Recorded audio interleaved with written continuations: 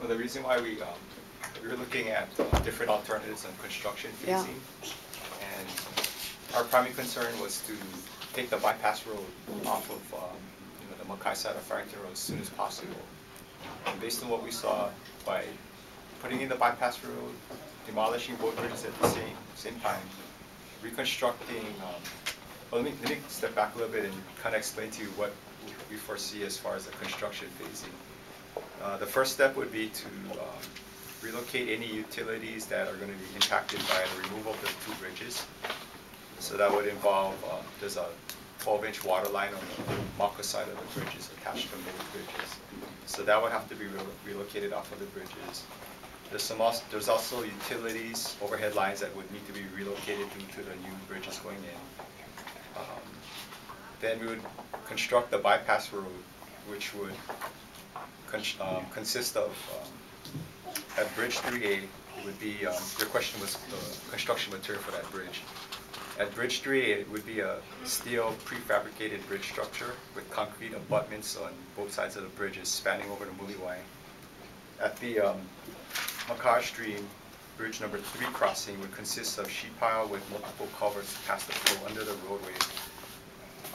The bypass road would be located as close as possible to the existing Farrington Highway so that we wouldn't impact the beach as much as possible. I'm sorry, I lost my thought. Your question was why we're demolishing. Okay, so that'll be the first phase of construction. Once we get the bypass road in, we would redirect traffic off of Farrington Highway onto the new bypass road, at which time we would then demolish both of the bridges at the same time. The second phase of work would consist of constructing the MAKAHA portion of the bridge in order to construct two travel lanes and a pedestrian access along the new portion of the bridge. Once we get that approximately maybe 1/2 to 2/3 of the bridge done, we would then take the traffic off of the bypass road back onto Farrington Highway, take out the bypass road, and then construct, finally in the last phase of work, construct the MAKAHA portion of the bridges. So our intent is to try to minimize the bypass road, the time that the bypass road is in operation, and try to bring it back onto Farrington as soon as possible.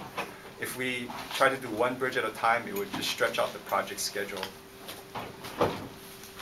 Well, I'm just looking at the safety factor of it, and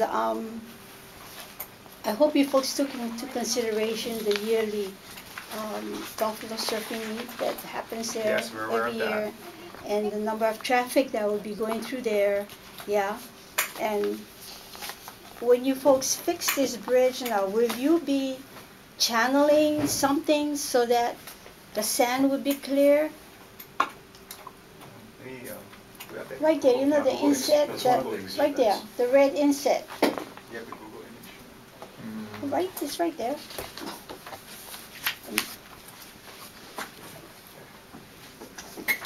You know what the way you folks the bridge, the existing bridge now, there's a water supposed to be coming in through there. Talking about Yes. this year? Yes. Yeah, There's two. Yeah, there's two of them. That's why you have, the bridge is there. This is supposed to be normal water flow from MAKAHA to MAKAHA. Right, it just kind of ponds there. Now, every winter, I mean before the meet, the sand goes inward and it blocks, So that's when we're called to go help out. But we have somebody from the state and city and University of Hawaii come in and show us how to do it. But with this temporary road that you're gonna do, I don't know. I'm not an engineer, but I've worked around quite a lot already. But I'm just trying to factor in the safety of the people going. Well, the contractor, during construction, the contractor will be there to make whatever necessary maintenance. 24/7? I'm saying 24/7 he's going to be there. You know, when we have the He's surfing responsible. meet. He's responsible 24/7. 24/7. Okay. But he was not gonna be physically present 24/7. They gotta sleep sometime. But they are responsible Okay, 24/7. you know, even God said you be responsible 24/7 when He No, sends the water. But you know, you folks have to be careful too. You remember you said that you gotta shift the sand. Yeah. Yeah, We got I hope the I okay. hope you got a shoreline, right? Yes, we did. Basically. Everybody came out. Everybody came out because it was totally consideration for the meat that we have every year for buffalo, and that's one of the major things that happens down there. And of course, all these years it was neglected, terribly neglected. So people from communities came out to help. And if it wasn't for the community help, there would be no buffalo surfing meet that happen every year. And So that's good. That's good. yeah, this is a sports that people like. Now, I'm not against your bypass road. I'm not against it. It's just that where you're putting the temporary one is kind of infringing on what's, and what is it? 16 months? Ms. Amon? I have a question, and it pertains to the same thing. You're doing the two bypass bridges at the same time. Are they gonna be constructed first, which I would imagine is the way the progress goes? You put the bypass bridges in place. Then you will tear up the replacement bridges. You will do the replacement of the two bridges, 3 and 3A. What is the timeline to build the bridges, the bypass bridges? What is your timeline on that, first of all? You mean the time of the year or the? No, the total your how long is it gonna In your take? construction In the schedule. construction phase? Yeah, we're looking probably about a year that we would have the bypass road constructed and Okay. part of the bridges, the new bridges in place so that we could redirect traffic back onto the highway. Okay. I think she's asking, theoretically, say, in a perfect world, you got the goal to start tomorrow.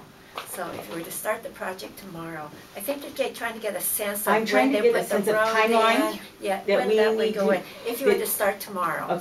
Okay, so he's saying a year to construct these bypass No, roads. not to construct, that it would be in operation. In place is what, that's why I wanted to clarify. When would you put the road in if you were to start the project tomorrow, saying perfect world is a go and you were to start tomorrow? Would you put the road in next month, the month after, or what? Exactly, how long before we can use that bypass road? Yeah. It'd probably be in the first, two months or so, I would think. So about 2 months, it would take about 2 months to construct these temporary bridges. And then they would be in effect for another year or so using them. About at least 10 more months to at least 10. construct the. So you're portion saying of What we're saying is the 12 months would encompass the building and the building and the usability of use these two. before we can. Okay, my reroute. next question is, do you have a contingency plan when the water comes down and washes out those culverts? As I wish I had the pictures that were at the Maili flood meeting. Someone did that. They made culverted bridges in the stream to get to their property because it had been washed out so bad their driveway was gone down to Maili Beach somewhere, I guess. But they had pictures of these culverted type of driveway, is what they called it, but it was fairly substantial looking. And when it washed out, then of course he could not get to his property at all. My question is then, when these don't work, they wash out into the ocean. Number one, we have all unsafe debris in the ocean. And number two, do you have a contingency plan? When it's washed out, it's gonna take another 2 months to fabricate something for the community to use. We don't have access to MAKAHA Beach like Waimea Bay did to put a bypass road on the beach itself. So what are people gonna do down in the Ka'ena side of MAKAHA Beach when this temporary bridge is washed out?